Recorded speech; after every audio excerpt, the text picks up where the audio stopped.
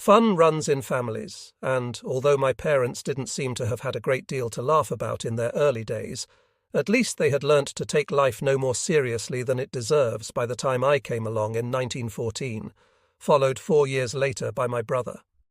Fun seems to have occupied the greater part of my life, the sort of fun that comes from doing things.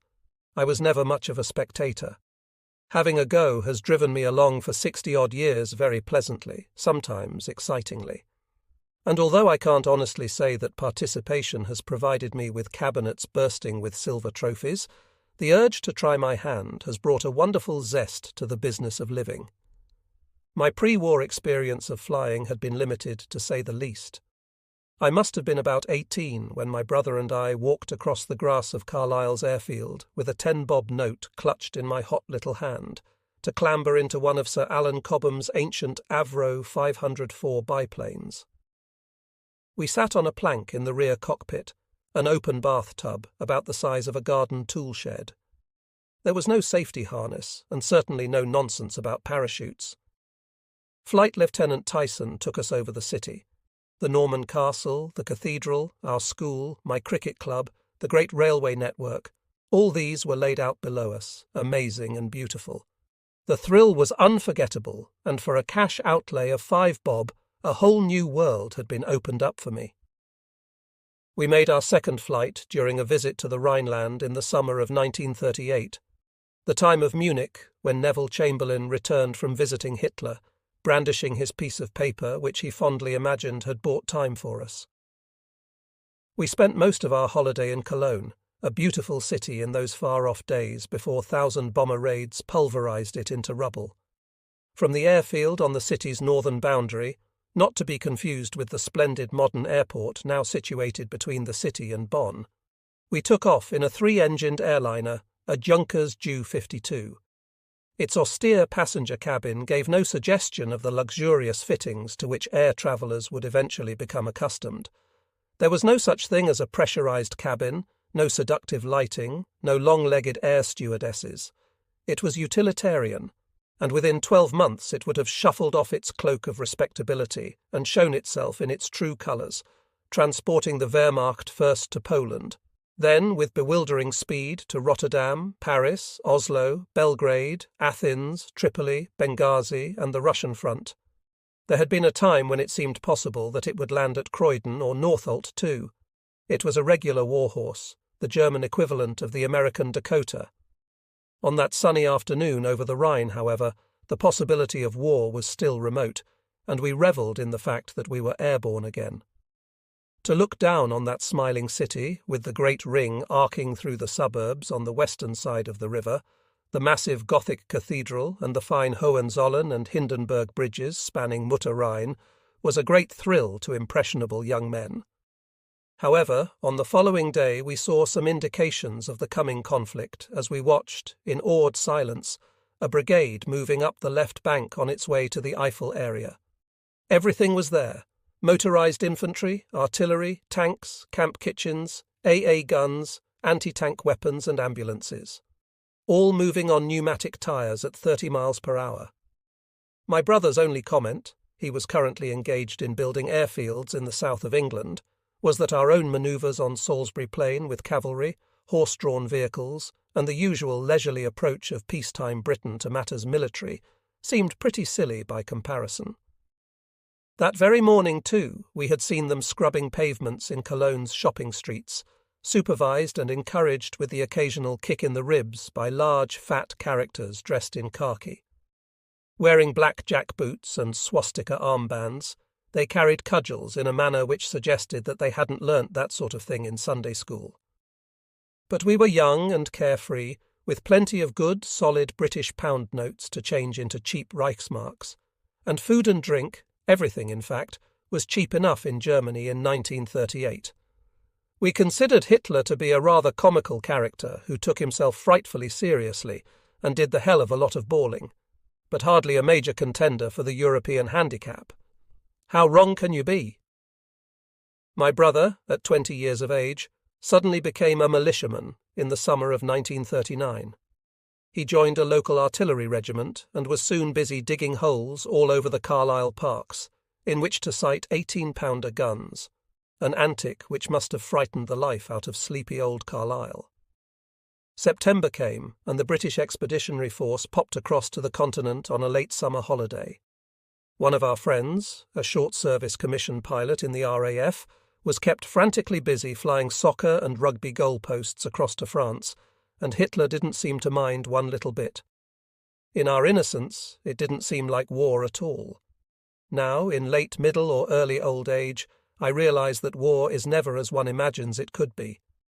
My daughter and her generation, like her father at a similar age, fondly imagine that going to war immediately plunges one into a wild furore, donning uniform, grabbing a rifle, gun, tank or airplane and firing it without pause, night and day, which doesn't let up for one moment until someone blows a whistle and suggests an armistice.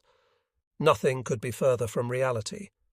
Unless someone makes an unforgivable blunder, the man who enlists only for the duration of the war has a year or two to endure before it dawns on him that the war of his dreams, or nightmares, might never happen.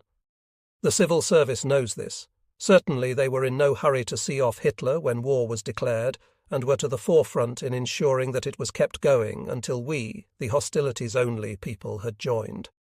When I suggested through the usual channels that I might relinquish my reserved occupation, routing papers from the in tray to the out, via the weird and wonderful machinations of my most uncivil service mind, and dash off to fight the foe, they smiled indulgently, and consigned my letter to that favourite of all receptacles in the civil service, the pending tray, there to lie with correspondence from earlier keen types who had tried in vain to get in on the Ashanti or Crimean wars.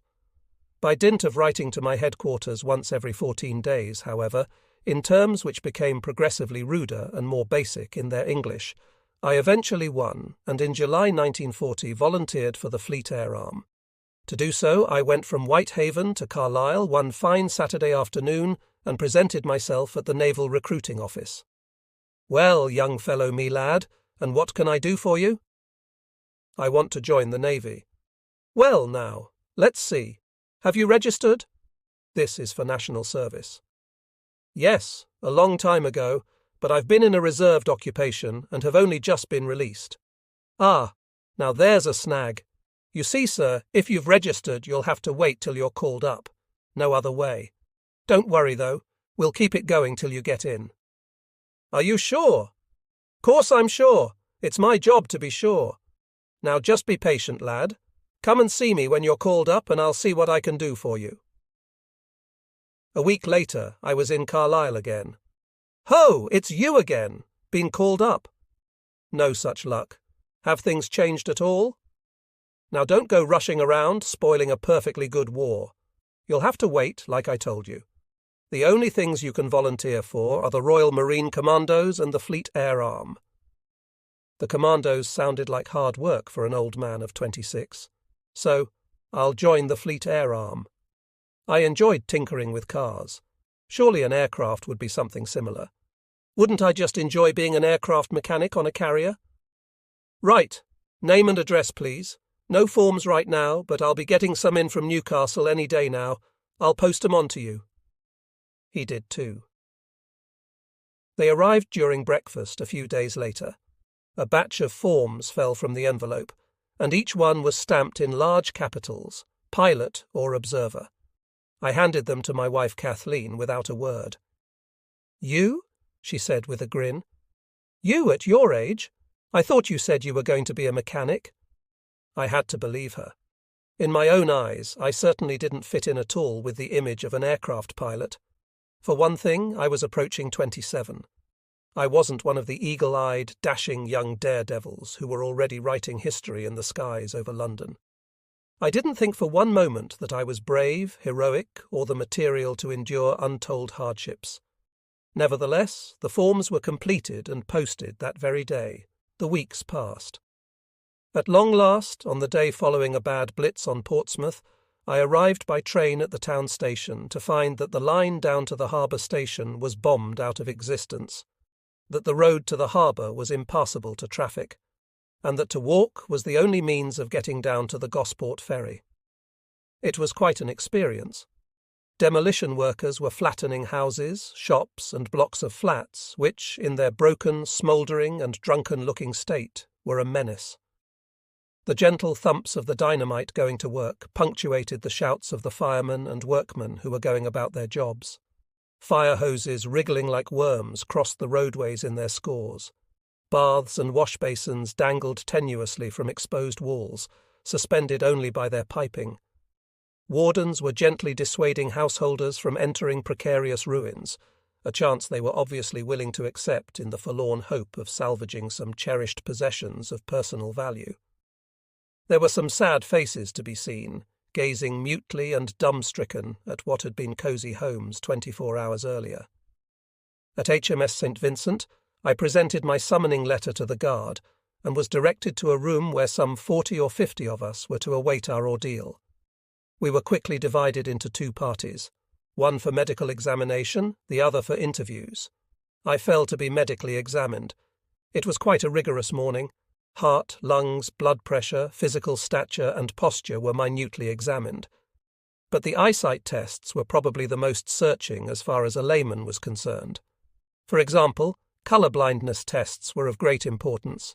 So too were tests for depth perception, the need for which only dawned upon me some months later when we actually started flying. After a couple of hours, it was all over, and I was delighted to find that I was accepted. So far, at any rate. The interview was to come after lunch. Age or not, I had now firmly decided that I wanted to be a pilot, come what may. The chairman of the triumvirate I now faced, a rear admiral, couldn't have been more friendly in his greetings. Then he handed me over to an instructor lieutenant commander. Forthwith, he plunged into mathematics. In 2 minutes flat, he had laid bare my ignorance and was regarding me with that leer of genial contempt which, until that moment, I had thought to be the exclusive right of my old math master, Buster Brown. With a look of Christ, we really get 'em. He metaphorically threw me along the table, like a bit of scrap paper, to the engineer commander. I fear that up to this point the Admiral had steadily lost interest in me. He perked up, though, when I drew for the commander a rough sketch of a carrier both in elevation and in plan, and, by way of an encore, added the arrestor wires. I was able to identify 3 or 4 aircraft recognition models. I even told him that it was necessary for a carrier to sail into wind to operate her aircraft. Things were going better. I sat in a waiting room while my destiny was discussed. Then I was recalled. The Admiral spoke. "Well, Mr. Hanson, you seem to be determined to fly. You would rather be a pilot than an observer." "Yes, if you please, sir." "Oh, yes, we agree. You will be sent for as soon as arrangements can be made. And very good luck to you." "Thank you very much, sir." I beamed at all three. I even grinned at the mathematical genius who had torn me to shreds. I backed out as though taking leave of royalty. I was at the door. "Just one thing, Hanson. You know your way back to the Portsmouth ferry?" "Yes, thank you, sir." "Good. We were rather afraid that, with your math, you might have found some difficulty." His large red countenance was wreathed in smiles. "He must have met dimmer types than me." "Never mind, I could take it. I was in, wasn't I?" But it took months before arrangements could be made. I lived in mortal fear that, in a weak moment, someone might thoughtlessly sign an armistice. So Kathleen and I made the most of the weeks that were left to us. She would have to find work of some sort or other for the duration, and had decided to return to her parents rather than live alone. We relinquished the tenancy of our brand-new little house, so dear to her heart, and our furniture went into storage. She was marvellous, for never once during the whole of the war did she complain or try to dissuade me from doing what I wanted. I never knew her to make a fuss or display any signs of emotion. She knew I might have to go to the far ends of the earth, but she took it and the war in her stride, and hoped that I would live to tell her all about it. Mother, who, it seemed to me, had worried all her life that another war might come and take away the boys, would never have to worry about either of us, thank God. 2 years earlier she had survived a heart attack. Now, in the depths of a desperately hard January, she had contracted pneumonia following months of bronchitis, and her heart could take no more. Today, penicillin or a handful of antibiotics would do wonders and enable her to soldier on. In 1940, the doctors could only stand and watch her die. I, too, stood there at her bedside at 10 to 7 on that Friday evening, and I thought my heart would break. After much impatient waiting, I eventually reported to the Royal Naval Air Station, Lyon Solent, in company with 100 or so other raw recruits. The atmosphere was one of great camaraderie. We had good airy quarters and excellent food. We were virtually at the water's edge. It was fine spring weather, and we couldn't have been happier. We were kitted out with commendable rapidity, although the habit of carrying off with an easy nonchalance the wearing of a sailor cap and a bell-bottom suit came much more slowly.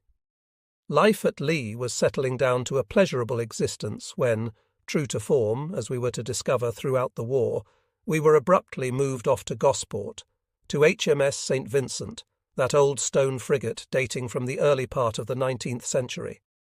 Now we were formed into courses, observers, even numbers, pilots, odd numbers. Mine was Rodney 27. We lived on the first floor of G Block, a gaunt, forbidding-looking building. I suppose it was prison-like, and the food was pretty horrible. The straw palliasses were a shade different from Kathleen's bed. The cockroaches in the galley were large, numerous, and at least as hungry as we were, but I loved every minute of it. Having so recently convinced the Navy of the excellent states of our several healths, we now set about trying to smoke and drink ourselves to death. Needless to say, this we continued to do until the end of the conflict, including injury time. St. Vincent was a naval barracks of the old style, gloomy, forbidding, and ceding not an inch to comfort or reasonably gracious living. The regular officers were fine chaps, but the RNVRs, with one or two exceptions, seemed to me, in my brief acquaintance of 6 short weeks, to be a fairly bloody-minded lot who probably resented the fate which had found them a seemingly thankless task in pushing through an endless procession of birds of passage.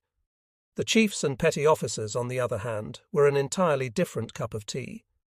They were injured to discipline and knew all about the Navy from the age of 14 onwards.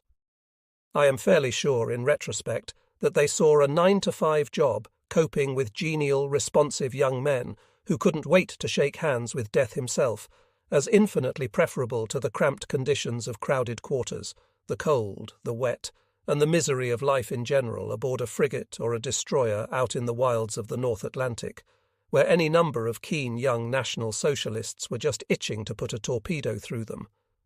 In the main, they were more than friendly and anxious to teach, although the older ones found it difficult to believe that our eyes should sparkle more brightly at the thought of learning to fly than at the dubious advantages to be gained from pulling a bloody heavy cutter around Clarence Dock or mastering an endless list of bends and hitches. Now we were at Gosport, it became necessary, in order to survive, to learn to live with CPO Wilmot, whose unprepossessing face and enigmatic expression, not to mention the accompanying harsh, barking voice, must surely be imprinted forever in the minds of all Fleet Air Arm officers. More easily assimilated was a taste for P.O. Oliver, who in 6 weeks transformed me from a desk-bound civil servant into something more closely resembling a man. Dear Ollie. I can see him now, striding across the parade ground to start his day, tall, erect, and immaculate in his uniform, for all the world as though he might just have stepped out of Jeeves's window. From his opening remarks onwards, Ollie taught me a lot about the Navy. The overture was traditional. Well, you look a right shower of Burks and no mistake. Christ, the officer who wished you lot on me deserves to be shot. Well, transferred anyway. You won't look like this when I've finished with you, I'm telling you. Smart? You'll look in the bleeding mirror and say, Jesus, he's a good-looking bugger. Wonder who he is. Then you'll look at your watch card and say, Christ, it's me. Nah then, how did that happen? Here's where I show you. You, short R's? This to a pale youth about 6'4". Where the hell did you get that jumper? You look like a nursing mother. Get it changed. Never mind the bleeding Navy, you're a disgrace to me. He was a marvel, a genius. One morning as we sat in a circle on the grass, he told us the mysteries of the Vickers gas-operated machine gun. He showed us, beneath the barrel, a similar tube through which the gas generated by the exploding cartridge was carried, its energy then being used to eject the spent round and to put the next up the spout. There is a special type in every class, and Guthrie was ours. He was an artist at daydreaming, and on this particular morning he was doing just that. Ollie had stripped down the gun, describing the function of each part in turn. "Now then," said P.O. Oliver, holding up the gas tube for all to see. "Now then, Guthrie, what's this then?" Guthrie awoke with a jerk. He could only hope to flannel his way out of trouble. A tube, sir." "That's right, Guthrie, a tube. And what's it for?" "Here, grab it." He threw the tube across. Guthrie caught it, stared at it, turned it over. He hadn't been listening and hadn't a clue. "Well, Guthrie, stick your bleedin' finger inside it." "It's black, sir," Guthrie replied, surveying his right index finger. "Course it's black." Oliver was the last person one would accuse of malice or vindictiveness, but he had a strong sense of humour which reacted quickly to Guthrie's peccadilloes. We were drilling on the large parade ground in sweltering heat. Ollie was standing by the barrack blocks on the long side of the square. Guthrie was drilling the squad, standing to attention by his side. I was standing behind them, awaiting my turn. The squad had just passed us, executed a right wheel, and were now halfway up the left-hand side of the square. It needed a strong pair of lungs to reach them. "Right-I-ite W-H-E-E-L!" yelled Guthrie.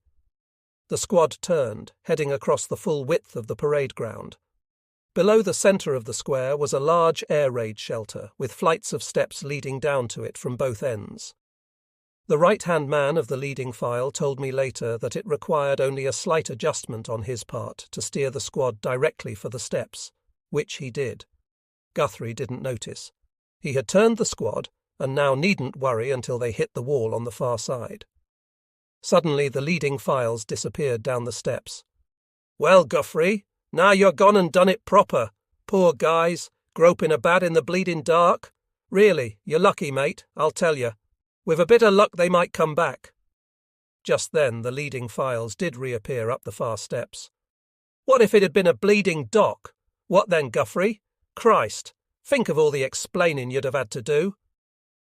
Just before I took over with the squad standing to attention in front of us, Ollie marched, with all his Whale Island swagger and polish, to the marker, where he stood facing him, stiffly to attention. "Funny bugger," he said, then executed a smart about turn and rejoined me. Not a muscle of his face had moved, but we began to make progress.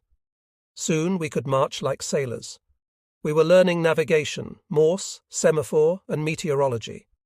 In a matter of a few weeks, we would sit examinations to qualify us for the next stage, elementary flying training at either Luton or Elmdon, or to be cast into outer darkness.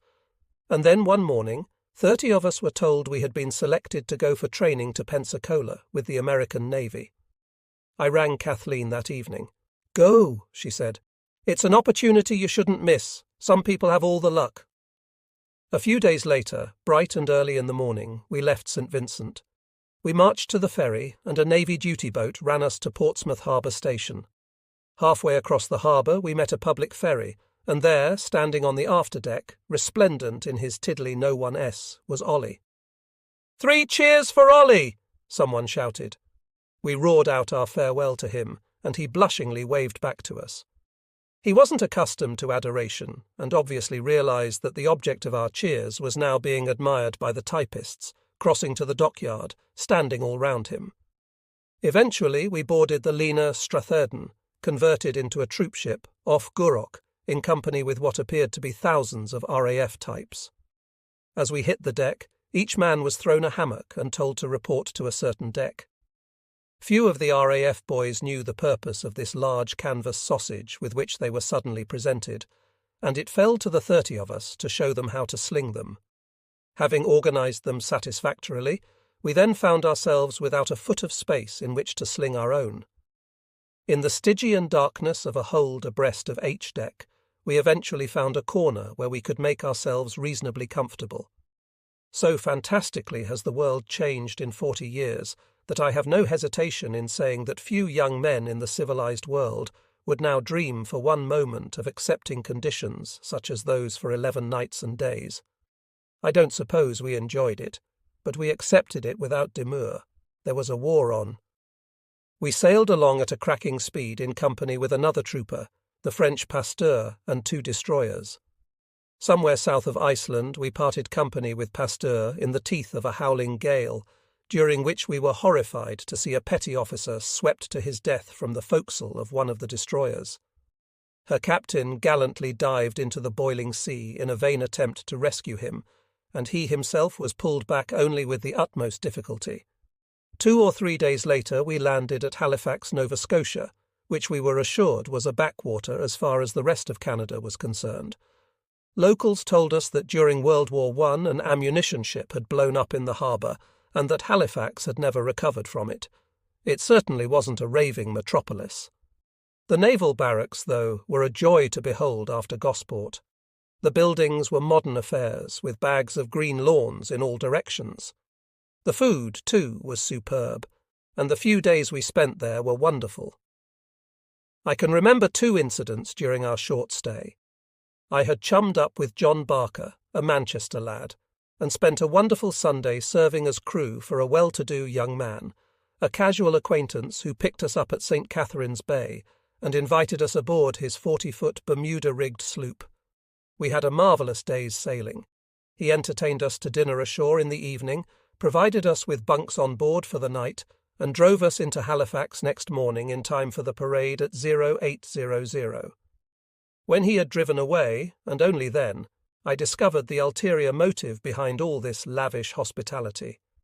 Whilst I, isolated in a tiny cabin up in the forepeak, slept the sleep of the just with a profundity which only a depth charge could have interrupted, this young man had spent the night making non-stop onslaughts upon the virginity of my friend Barker. Instead of yelping for assistance, which I, twice as big as our yachting friend, would readily have given by bending a navy boot over his left ear, he had suffered in silence, apparently successfully. The night before we entered Toronto, 5 or 6 of us went out to a local pub for a few beers. Well, the original intention was for a few, but somebody lost count. The New Zealanders were determined to make a night of it, none more so than Dave Fife, who set about the local brew as though it was going out of fashion.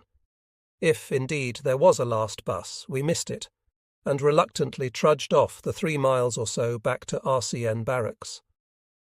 We were at last in the dormitory, counting down for the swift drop into our beds, when Des announced himself to be Sans Teeth. Somewhere near the pub it had become essential for him to heave to for a while to be violently ill. This had seemed to rejuvenate him for a while, for he had set off again at a merry pace. Now, alas, he was back again in a condition of stupor, with rolling eyes, garbled Kiwi speech, and a cavernous mouth full of gums and tongue. We sighed, found a torch, and 5 of us set out on the road again.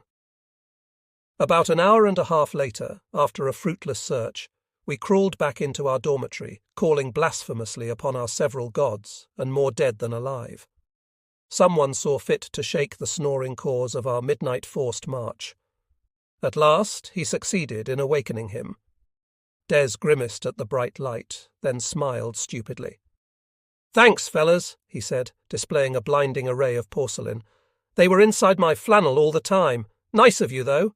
We cried ourselves to sleep. Under a scheme originated by Admiral Towers of the U.S. Navy, his service had recently undertaken to accept 30 naval and 100 RAF cadets per month to augment the flying training programs in the United Kingdom. Our party was the second to arrive at the Naval Air Station at Pensacola, a city within itself 7 or 8 miles from the town of that name. To the U.S. Navy, Pensacola was known as the Annapolis of the Air. 16,000 men, together with a great number of families in married quarters, were stationed there. The site included 2 churches, shops, bowling alleys, and facilities for sport of every kind. There was a wonderful auditorium capable of holding 2,000 people. It possessed a stage with curtain and lighting sets which any West End theatre would have been proud to own. Being air-conditioned, it was the most comfortable place on the station. The living quarters were luxurious by British standards of that time. We lived 8 to a room in spacious, well-equipped dormitories. The dining rooms were spotlessly clean, airy and light, with stewards on duty. The whole setup was highly organised. The famous A.C. Reed, who had made history by flying one of the 4 NC-4 seaplanes across the Atlantic to the Azores in 1919, was the captain. We naval cadets were destined for fighters, the RAF contingent for flying boats. This arrangement, known as the Towers Scheme, took a great deal of weight from airfields in the UK, where the demand for fully operational fields was forever increasing. It also meant that training could be carried out without the destruction and interference of air raids or their threat. All of us were integrated into classes of US naval and marine cadets. We had our own liaison officers, in our case Lieutenant Commander Dago Kennedy, who took no part in our training but were on tap to represent our interests should any friction arise. For the first 6 weeks we did nothing but attend ground school. Officially, we saw no aircraft at all other than in workshops, although in our spare time we hung around them like children. We studied alongside American cadets, working at their peacetime curriculum: navigation, celestial navigation, meteorology, theory of flight, fuel, oil, and hydraulic systems. We attended lectures and instructional films in the auditorium, and each day there was a compulsory period of 2 hours of physical training. Every Friday afternoon we underwent written tests on all school subjects. Pensacola possessed a decompression chamber through which all of us had to pass during our ground school training. For some reason or other, I was a bit under the weather when my own class endured the ordeal. Some days later, I joined a company of US Marine sergeants, trainee pilots, to see what it was all about. A surgeon commander opened the ball with a short talk on the effects of lack of oxygen at altitude, which we would not fail to notice once the test began: lips and fingernails turning blue, decreasing ability to concentrate, drumming in the ears, and so on. When oxygen was restored to us, we would feel the improvement immediately. Doctors would observe us through portholes throughout the run, ready to apply first aid and, if necessary, to remove us from the chamber in case of serious trouble. We would be given 3 written tests during the flight, the first at ground level, the second immediately after a simulated flight to 18,000 feet without oxygen. At this stage, we would don oxygen masks and ascend still higher to a simulated height of 30,000 feet, where we would complete the last test. Tastes vary, I know, and this was no place for those with tendencies towards claustrophobia. I imagine the panic-stricken expression, "Let me out," originated here. The chamber was a cylinder with a flat wooden floor. At the entrance end was a small compartment about 8 feet long by 6 feet high, entered through an airtight door. Beyond that, through another airtight door, was the main chamber, of similar height but about 20 feet long. There was an all-pervading hiss of compressed air around the place which did absolutely nothing to encourage tranquility. Great fun. So we trooped in, surrounded by nervous gulps and the odd sick joke, but not too many. The American sense of humour, so different from our own, doesn't normally extend to such situations. We sat down at small individual desks, whereupon a Marine promptly fainted and was carried out even before the airtight door was locked. We did the first test, a foolscap sheet filled, single-spaced, with capital letters from which we had to delete every R, preceded by A and followed by S. This wasn't as easy as it sounds. There were hundreds of R's, but very few meeting the requirements, and it was all against the clock. The airtight doors were locked with a heavy clang. We handed in our papers, and off we went to 18,000 feet. The hissing suggested that the air was now being decompressed in earnest. The doc was right. My nails did turn blue, and I was fascinated to see that the lips of my neighbour took on a similar livid appearance. Obviously mine did too, for he took only one short peek at me before he fainted. A doctor at the rear of the compartment came forward and clamped an oxygen mask over his mouth. At 18,000 feet, the hiss of the compressor died away. Almost immediately, 2 characters were carried through into the airlock to be resuscitated. The test was on similar lines to the first. This time, though, I found it tricky. I had to force my reluctant brain to move from one line to the next. It persisted with a surprising obstinacy in reading over and over again the line I had just completed. The clock was stopped only a second or two after I had finished. Now we were fitted with masks. At once, all became normal. We galloped off gaily to 30,000 feet, did our last test, then descended slowly to ground level. The doctor now took us into the adjoining classroom for another short chat, mainly designed, I realized later, to give his CPO time to mark our papers. At some stage during the talk, the chief emerged from his caboose to show one of the papers to the commander. There was a whispered discussion, rounding off with his being told to get back in there and check it out again. Finally, he returned with all the papers. There was another secret huddle. Then, "Hansen? Which is Hansen? Stand up." "Sir." I stood. "Ah, the limey." "Yes, sir." "You been through this apparatus before, Hansen?" "No, sir." "You know anybody in the duplicating department? You had a chance to see these papers, Hansen?" "No, sir." He stood for a moment, pensively stroking his chin. "Gentlemen, I want you to look at this guy. He looks human, but he ain't. He's the first man to beat the system. The only guy, yes, sir, the only guy in 10,000 to pass through this and get maximum marks in all 3 tests. Hansen, just how in hell did you do it?" I told him I hadn't the faintest idea. I even apologized, his only response to which was a very old-fashioned look. Against a maximum 240 for each test, the results averaged out at something in the region of 200 for the first, 40 to 50 for the second, and 130 or 140 for the third. I departed feeling as though I had contracted a terminal disease. Most of us had seen only a matter of weeks in the service of the Royal Navy. Nevertheless, a month or two with the US Navy showed us some of the wide disparities between the two. There was no doubt that on parade to the RN officer demanded considerably more from us than did similar situations in the US Navy. On the other hand, matters which, where the RN was concerned, seemed to be treated superficially and with good-natured indifference and humour were looked upon with the utmost severity and beetling eyebrows by the young men from Annapolis. Our living quarters at Pensacola were in Block 624, a spacious, good-looking, 2-story building of great length. At each end of both floors was a desk and a wooden armchair at which sat a mate of the deck, a duty we all fulfilled in rotation, standing a 2-hour watch. The mates of the deck were distinguished from their fellows by the wearing of a khaki webbing belt. The drill for taking over the watch was laid down explicitly in standing orders issued to us through the almighty duplicator, without which it seemed their navy could never have functioned. At the appointed hour for the change of watch, the new incumbent was obliged to approach the desk and stand to attention before his predecessor, announcing loud and clear, "Sir, you are relieved." At this, the outgoing mate would leap to attention and reply, "Sir, you have the watch," at the same time unbuckling and handing over the belt of office. This drill was rigorously adhered to by the American cadets, whether or not an officer was present. Not without good cause either, for America was still at peace.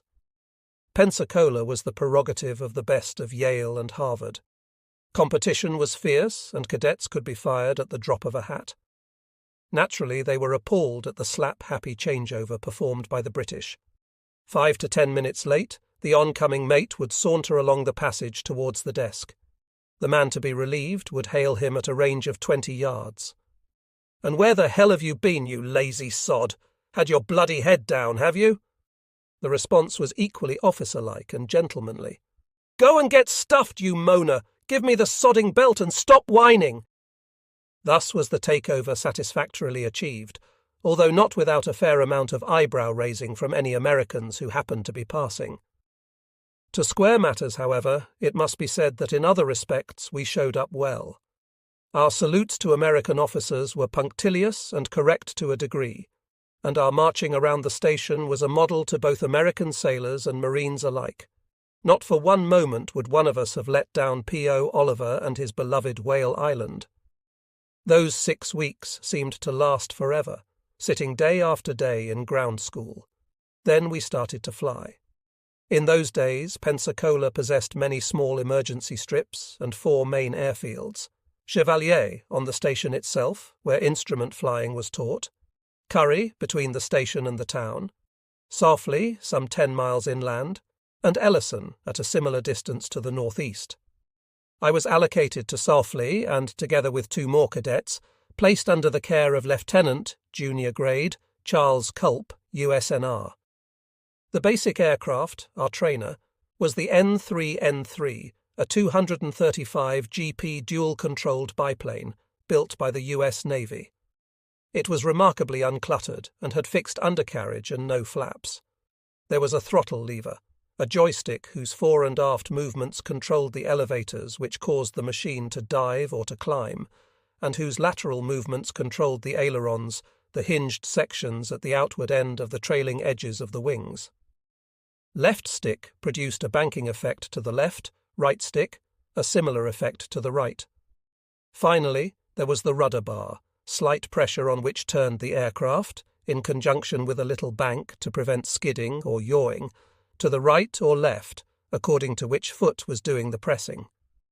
The instrumentation was simple enough: a needle and ball, an Americanism for a turn and bank indicator, a rate of climb, in feet per minute, an altimeter, an instrument which showed how much power the engine was exerting, calibrated in inches of mercury, a simple compass, an oil pressure gauge, and, probably from our point of view, the most important, an airspeed indicator.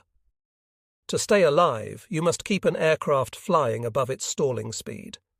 If you drop below that danger mark, the aircraft will, with a degree of rapidity which varies according to the particular type of aeroplane, go into a spin. You will then be in lots of trouble, and all you can do is to call on your experience. The snag is that, as a learner, you haven't got any. The instructor occupied the front seat, where he had a duplicate set of controls and instruments. He had a rear-view mirror, and a good instructor spends most of his time, in the initial stages, watching you through it. He wants to see that you are enjoying flying. If you don't, there is no point in carrying on. You either love it or you don't. There are no half measures, and if you don't fall in love with it at the very outset, you are wasting your time and everybody else's in trying to get used to the idea. The only sensible thing to do is to walk away from it and take up embroidery or flower arranging. You will be much happier, and you won't kill either yourself or anyone else.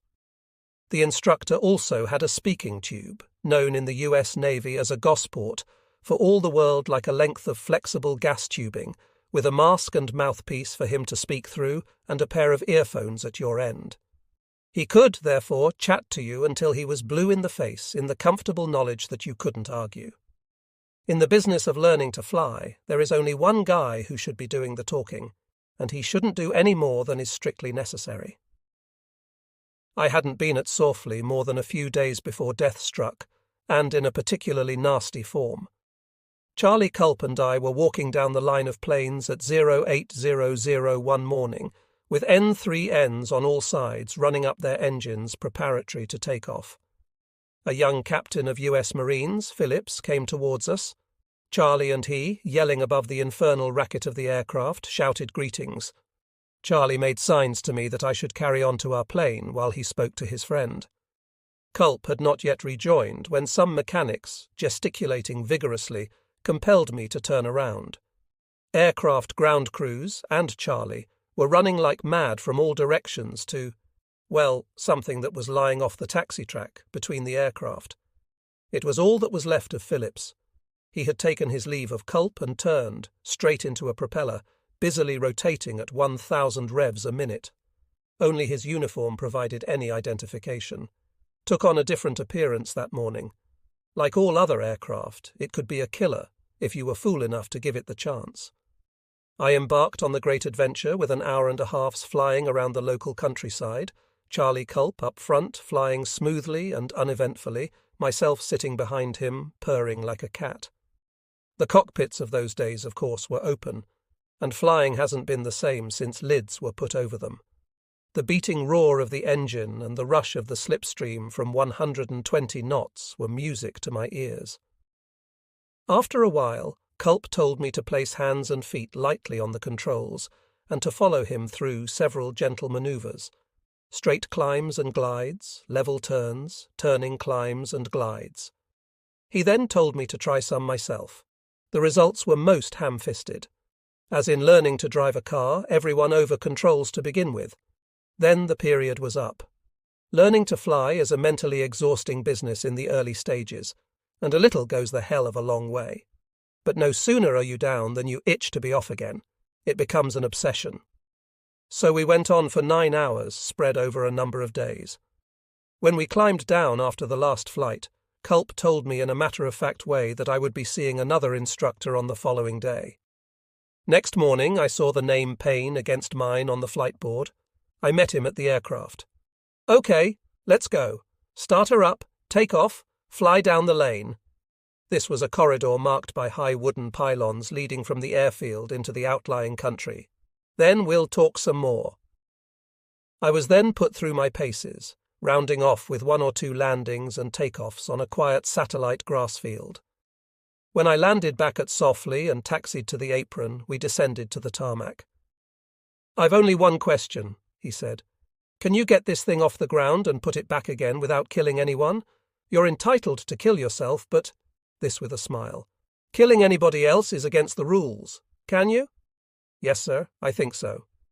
"Don't think. I want to know." "Then I can. Yes, sir. Okay. There ain't more than a dozen good reasons why you shouldn't. Good luck." He was gone. Next morning, for the first time, my name stood alone against an aircraft number. I climbed into my N3N, and there was a yawning gap in the front seat where Charlie should have been sitting. There was also a yawning gap for the first time where my intestines should have been. It was probably just as well I didn't know it that morning, but that gap was going to reappear time after time over the next few years. I rumbled out to take off, flew out to a small field and landed and took off until the end of the period, round and round and round and round again.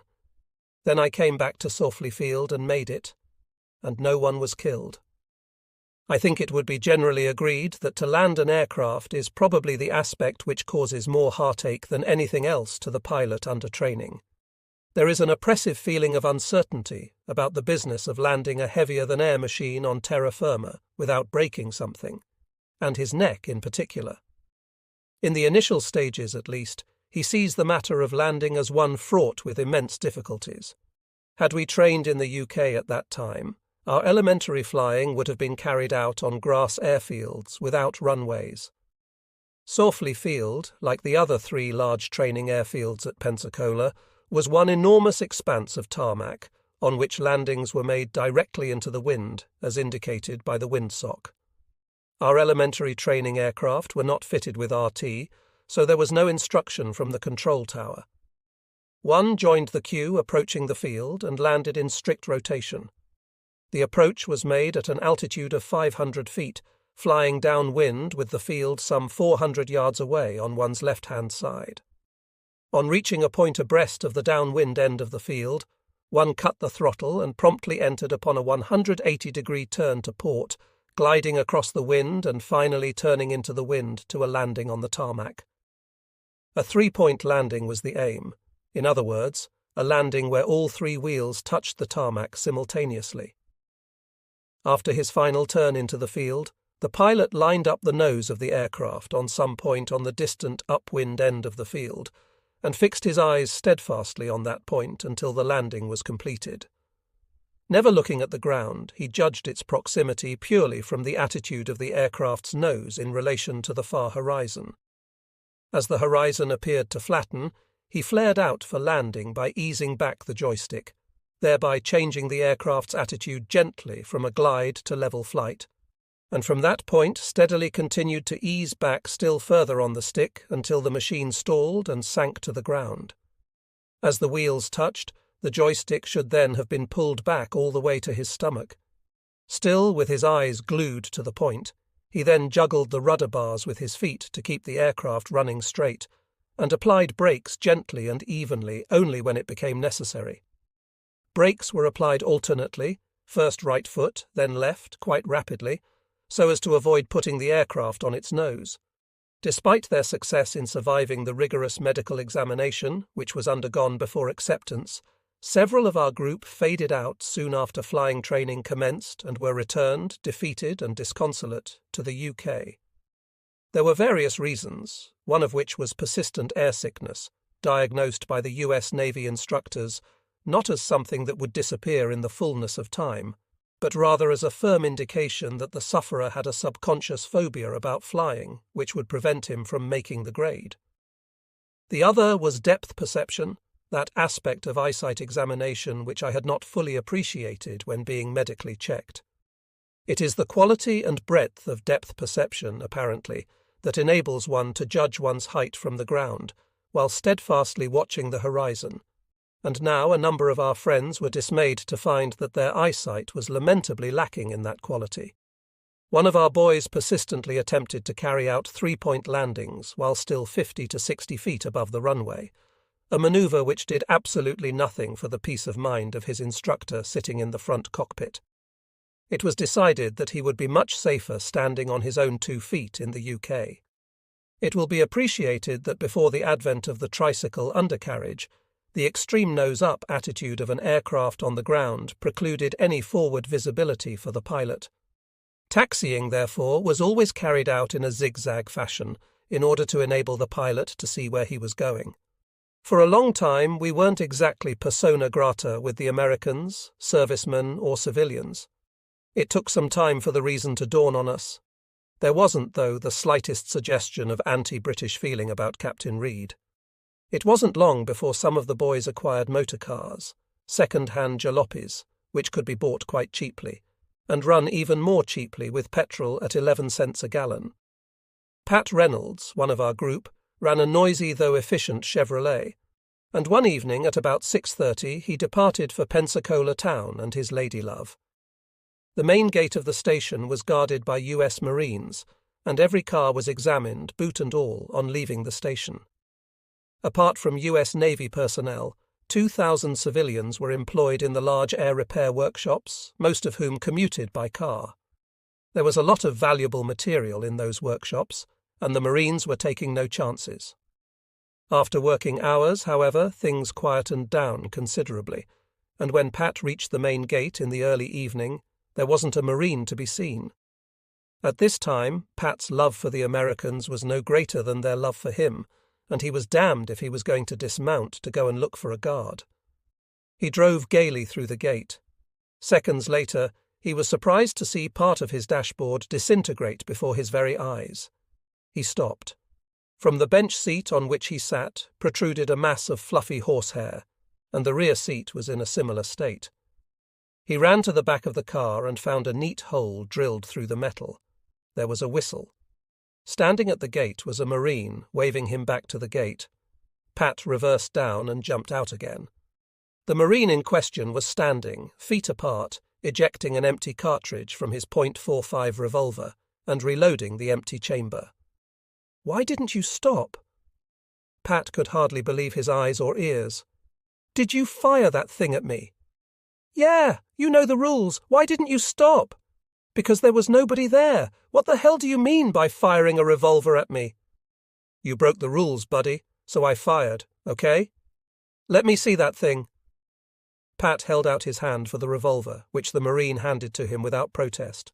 "Why? You—" and promptly landed a beauty of a right on the Marine's chin, which, with the Marine still attached to it, smartly hit the concrete. Pat was a big boy. There was a sudden eruption of Marines from the guardroom, and before he knew what was going on, Pat found himself carried bodily into the jailhouse at the back of the guardroom, where he was left for the night to cogitate. The next morning he was hauled before the captain. The charges were laid, driving through the main gate without stopping and striking a sentry who was performing his normal duties. All the evidence was heard. Finally, the captain, in friendly tones and with no hint of rancour or displeasure, asked Reynolds if there was anything he wanted to say before being sentenced. Pat was renowned as a gabber. He was not in the least backward in coming forward. He told the captain quite frankly that he had taken a chance on driving straight through the gate because he was in a hurry.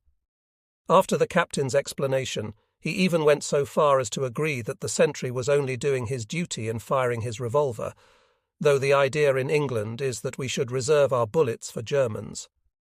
But, sir, there is one thing which seems to me to be very strange. With all due respect, I don't go much on a United States Marine who allows me to take his revolver from him and then stands there while I hit him with a straight right. There was a silence, a long one, while the captain thought hard. "Reynolds," he said. "Reynolds, you got something there, my boy." Pat was released from durance vile. The unfortunate Marine went to cells for a number of days. Somewhere or other there's a moral. We found cars very useful in enabling us to explore our own little bit of Florida, which, by the way, was not the glamorous part. We were to see that later. Distances appeared to be no object. Mobile, Alabama, lay 60-odd miles away, and we thought nothing of buzzing out there on Saturday evenings for a drink or to see a film. After a quiet drinking session one night at the Battle House Hotel in Mobile, we decided at midnight that it was time we started to wend our way back to the station, using the method by which we had come, hitchhiking. The four of us stood on the pavement of the main street in the direction of Pensacola and waved our thumbs. A big open Oldsmobile cruised to a standstill. "Pensacola, boys? OK, climb aboard." The driver, a man of about 45 years of age, was cheerful, nay, downright jovial. This was not surprising, considering the amount of alcohol he seemed to have put away. His joviality was somewhat blurred and his driving slightly erratic. He crawled along for a minute or two, then stopped again. "Well, I'm having a blow-through before I leave town. Only keep you waiting 10 minutes, boys. Hey, officer." This to a policeman patrolling the street. "Hey, officer, where's the nearest whorehouse?" The policeman wasn't at all put out by the request, the inflammable breath or the bleary bloodshot eyes. "Second left, third house on the left. Good house too, OK?" We drove down. He pulled up the car with a screech of brakes outside the brothel, a good-looking 3-story house in a nice enough district.